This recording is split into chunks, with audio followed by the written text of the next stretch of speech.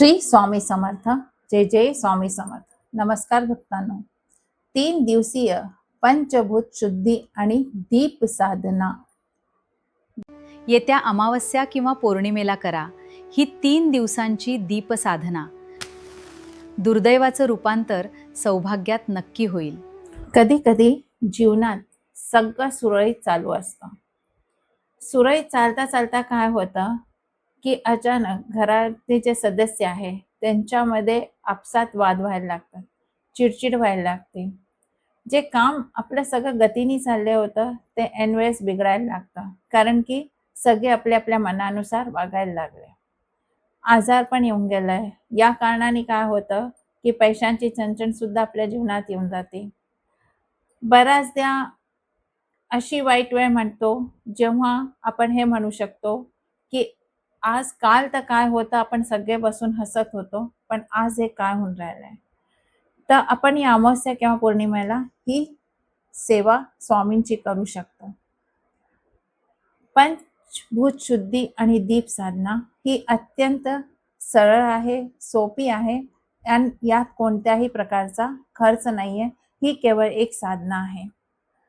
आपल्या घरातील पंच तत्वाची, महाभूतांची, 5 महाभूतांची याच्याशी काय संबंध आहे, आणि सर्वात महत्त्वाचे म्हणजे 3 दिवस सलग ही साधना नक्की कशी करायची, या सर्व प्रश्नांचे उत्तर आपल्याला मिळणार आहे. पंचभूत शुद्धी म्हणजे काय आहे? निसर्गमध्ये 5 तत्व आहे: पृथ्वी, जळ, अग्नी, वायू आणि आकाश. तर सर्वप्रथम तर हे समजायचं खूप जास्त गरजेचं आहे की हे काय आहे. तर आपलं संपूर्ण ब्रह्मांड आणि आपलं शरीर 5 तत्वांनी बनलेलं आहे. पृथ्वी तत्व, माती किंवा जमीन; जल तत्व, पाणी, भावभावना; अग्नि तत्व, ऊर्जा, तेज, प्रकाश; वायू तत्व, हवा, श्वास, वातावरण; आकाश तत्व, पोकळी आणि ब्रह्मांडीय ऊर्जा. जेव्हा आपल्या घरात या 5 तत्वांमधून असंतुलन निर्माण होतं किंवा नकारात्मक ऊर्जा साचून जाते, तेव्हा आपल्या घरामध्ये वादविवाद, आजारपण हे दुर्दैव येतं. दिव्यांची ज्योत ही अग्नी तत्वाचे प्रतीक आहे. अग्नी हे एकमेव असं तत्व आहे जे स्वतः कधीही अशुद्ध होत नाही आणि याच्या स्पर्शमध्ये येणाऱ्या प्रत्येक गोष्टी शुद्ध करतात. म्हणून दिव्याच्या माध्यमातून आपण घरातील 5 तत्वांची शुद्धी करतो. आता प्रश्न हा असेल की ही साधना अमावस्या किंवा पौर्णिमेलाच का करतो? ह्याच्याकरता करतो कारण की या काळात चंद्र आणि सूर्याचा विशिष्ट स्थितीमुळे पृथ्वीवरती तसेच मानवी मनातील ऊर्जा अत्यंत तीव्र पातळीवर असते. या काळात केलेली कोणतीही पूजा, ध्यान किंवा साधना इतर दिवसांपेक्षा 10 पटीने आपल्याला जास्त फळ देते. म्हणून घरातली नकारात्मकता जी साचलेली आहे त्याला बाहेर काढण्याकरता हे अत्यंत सोपे असतात. आता साधनेसाठी लागणारे साहित्य कोणकोणचे आहे, तर आपण आता साहित्य पाहून घेतो की साहित्य आपल्याला कोणकोणचे लागतील. आपल्याला 5 मातीचे दिवे हे पृथ्वी तत्वाचे प्रतीक आहे, नवीन असावे. त्यानंतर तिळाचे तेल किंवा शुद्ध तूप. तिळाचे तेल नकारात्मकता शोषून घेण्यासाठी आपण सर्वोत्तम मानतो. कापसाच्या लांब किंवा गोल वाती, एक तांब्याची किंवा पितळ्याची ताटली किंवा लाकडी पाट, तांदूळ किंवा गहू 1 वाटी आपल्याला हवा आहे. हळद, कुंकू, फुले, कापूर दिव्याच्या पूजण्यासाठी आपल्याला हवे आहेत. रांगोळी आपल्याला काढून घ्यायची आहे कारण की ती सकारात्मक वातावरण तयार करते. आता ही साधना आपल्याला 3 दिवस करायची आहे. जर तुम्ही अमावस्याला करत असाल तर अमावस्याच्या 1 दिवस आधी म्हणजे चतुर्दशीपासून सुरुवात करायची आहे. अमावस्याचा दिवस आणि अमावस्याच्या नंतर 1 दिवस म्हणजे प्रतिपदा. जर पौर्णिमाला करत असाल तर पौर्णिमाच्या 1 दिवस आधी म्हणजे चतुर्दशीला, नंतर पौर्णिमाचा दिवस आणि त्यानंतर प्रतिपदेला. ही साधना दररोज संध्याकाळी 6 ते 7:30च्या दरम्यान प्रदोष काळातच करायची आहे. आता आपल्याला ताटलीत तांदळाची किंवा गव्हाची आसन रास घालणे आहे. 5 मातीचे दिवे ताटात 5 दिशांनी ठेवायचे आहे.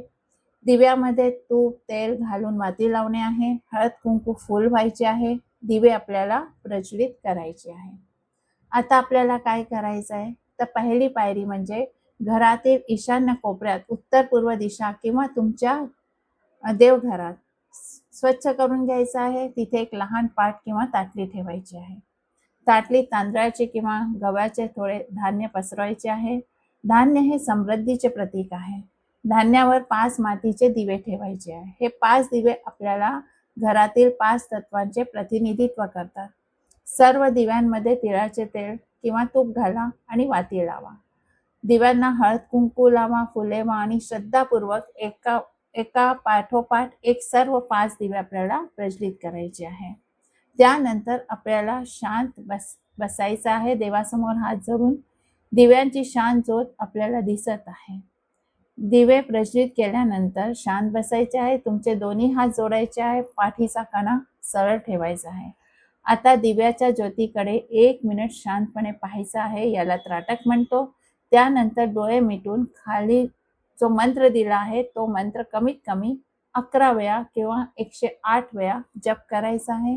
ओम दीप ज्योती परब्रह्म दीप ज्योतिर्जनार्दन दीपो हरतु मे पापम दीप ज्योतिर नमोस्तुते.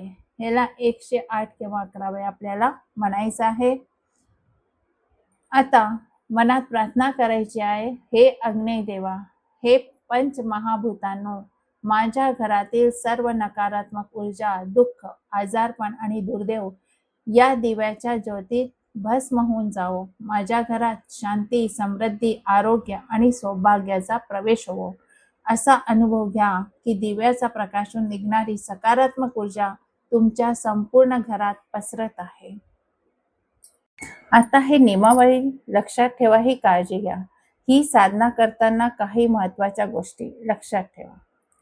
3 दिवस साधनेत खंड पडू नये. 3 दिवसात घरात कोणाशी वाद घालू नये. मांसाहार, मद्यपान टाळायचं आहे.